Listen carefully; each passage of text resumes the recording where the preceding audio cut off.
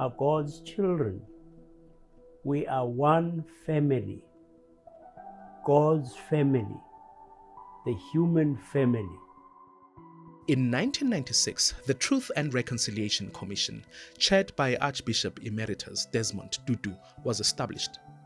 It's a platform that promoted dialogue between victims and perpetrators of political violence. Paul Erasmus came forward. My amnesty application horrified me because in condensed form was everything. I'd sat and written it out, and these 500 incidents, and my ex-wife typed it out for me, and that was the end of my marriage. She then realized, quote unquote, what a monster I've been living with. I looked in the mirror and thought, my God, you didn't do all of that. It just never ended, and I can tell you this now with a lot of honesty, is that there's hardly a day I live with my son, who's now with us with this interview, that I don't say to him, hell, something sparks off something. I didn't apply for amnesty for that. I've just remembered there was so much, I've forgotten some of the stuff. And of course, if you look at the amnesty process, it was full disclosure. What a terrible way to live, and all of this happened so long ago. I left the police in 1993. Where are we now? That's 27 years ago that I've been out of it, and I'm still dealing with it on a day-by-day basis, albeit giving an interview, appearing in court, which I've done now more times than I can care to remember. Or some facet of my life that is dragged along with me. I'm 64 years old. I'm actually pretty ill as I sit here now. I should be enjoying my so-called golden years as my grandkids. And now I'm starting to wonder, like with me being on TV this week, my grandchildren are saying, Grandpa, we want to see you on TV, and it's worrying me that they're going to know why I'm on TV. It's terrible. What sort of legacy have I left? So it's not an easy situation to be in. It's bad enough that my own children know about this and my family, but your grandchildren, Grandpa, what did you do in that war in South Africa? Terrible. What do you say to them? My son was asked by journalists this week how he felt, and he said he's proud of what I did. He isn't really proud, but he understands why and the context that it happened in. I'm not saying that he justifies it. There is no justification for violence. There is no justification for depraved behavior from within a police force, which should be the heart of a civilized society. In South Africa, all of these roles somehow seem to be skewed, and in some cases, certainly with the security branch, the roles were reversed. It's one thing to acknowledge the wrongs, but it's another to reach out to your victims. Have you done that? Well, initially when my story, as it were, went out,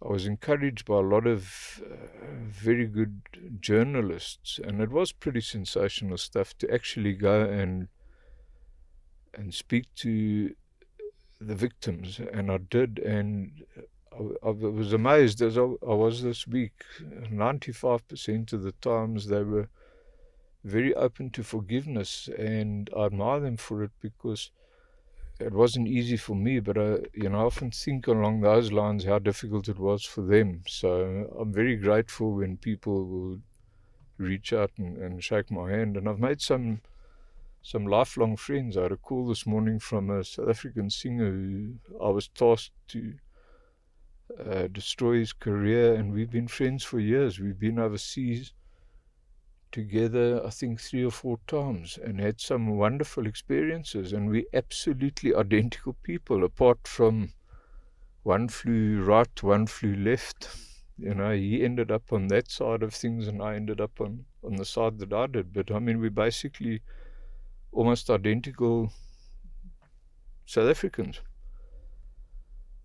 And it makes one realize as well the futility of everything that we did. I think 90% of the problems could have been resolved by sitting at a table and stating who we were and why we were doing whatever, and finding a solution, as opposed to all the hell and terror and destruction that we went through.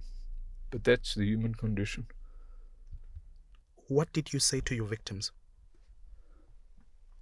Well, I tried to apologize, which I think was the most basic, decent thing to do.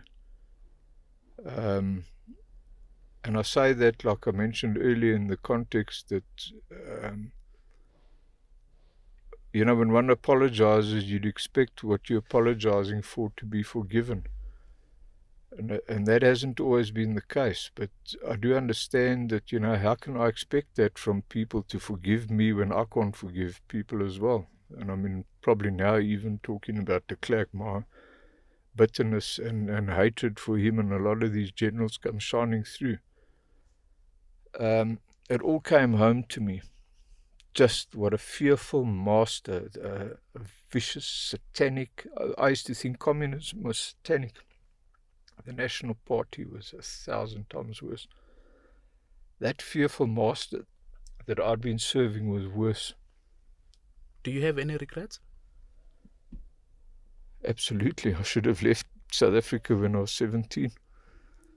Now, I do regret most of my life. It was totally unnatural. A politician once described me, and he said, what a sad and wasted life, because I did have some talents in other areas.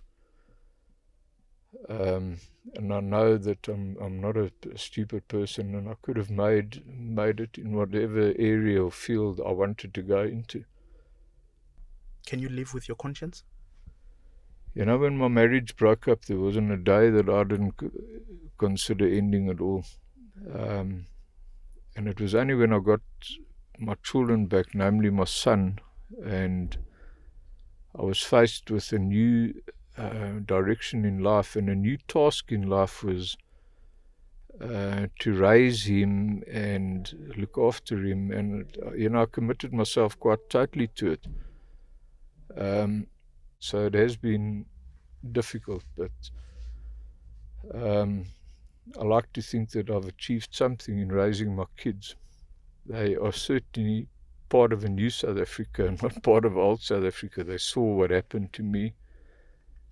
My daughter, as you may or may not know, was given the Mandela wedding ring by Mawini as a sign of reconciliation, and which brought her no end of grief again from elements within the ANC, as she conveyed to me after this.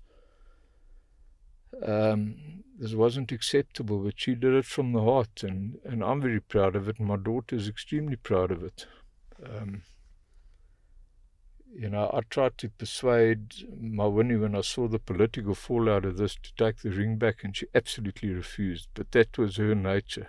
Who the hell will tell me to undo something that I wanted to do?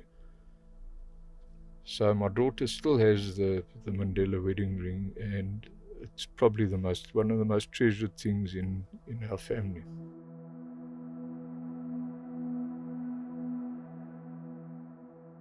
You were granted amnesty. Correct. At the Truth and Reconciliation Commission. And that's the reason you never went to prison for your crimes.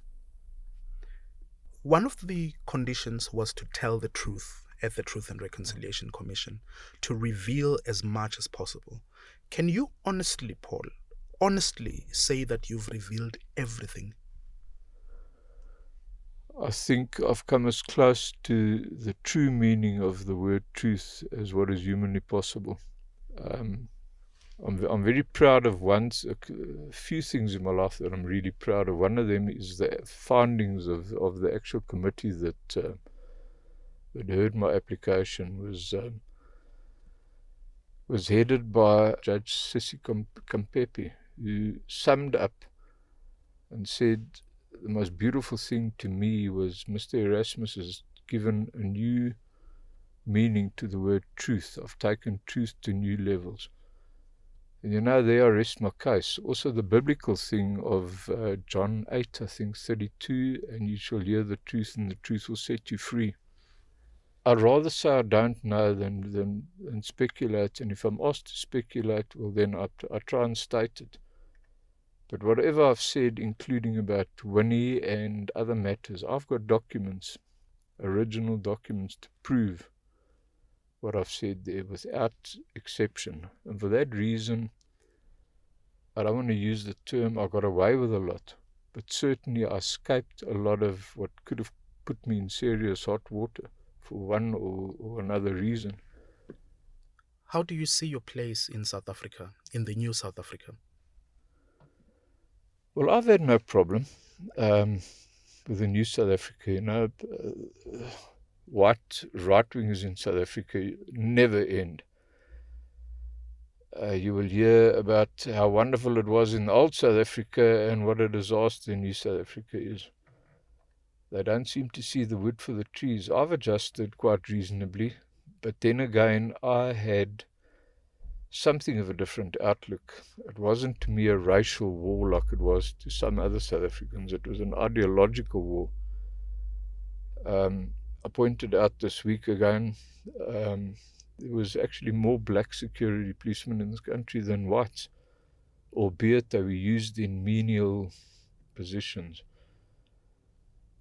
But a lot of these guys were my friends, and the way we were brought up as well, my mother never tolerated us using the K word, or although she was part of it as well. But I mean, she had a kitchen girl, but you didn't insult people directly on the basis of color or creed.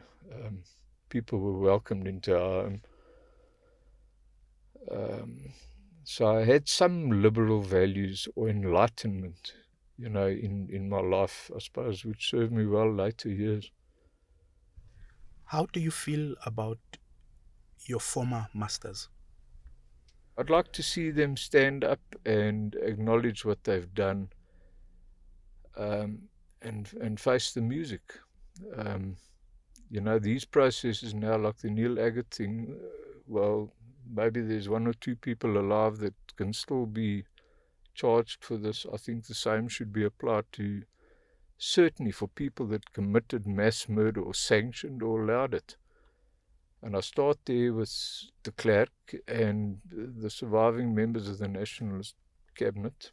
I cannot even refer to de Klerk with his Nobel Prize because he was part and parcel of it. I do call him the great deceiver at times, but anyway, you know, he never had to explain anything literally.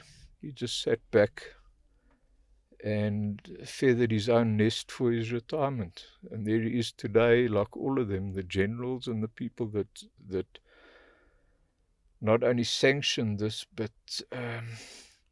whether they gave the orders or not, they knew it was happening and they allowed it to happen, and they've never had to stand up and be counted or actually be forced to accept some sort of responsibility. F.W. de Klerk, the last state president of apartheid South Africa, has repeatedly denied such allegations. He says he never sanctioned or ordered attacks on political activists. But Paul Erasmus insists de Klerk doesn't deserve the Nobel Peace Prize that he was jointly awarded with Nelson Mandela in 1993.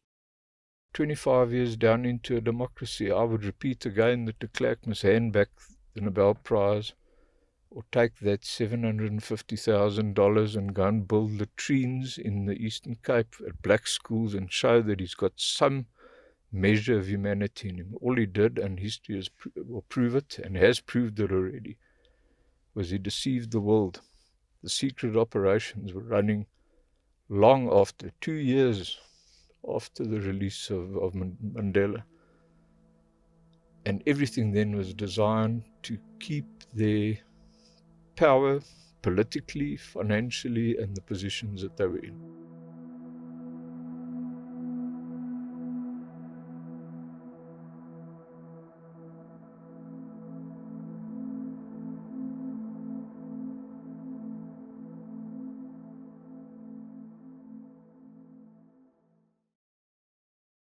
For more, go to ewn.co.za.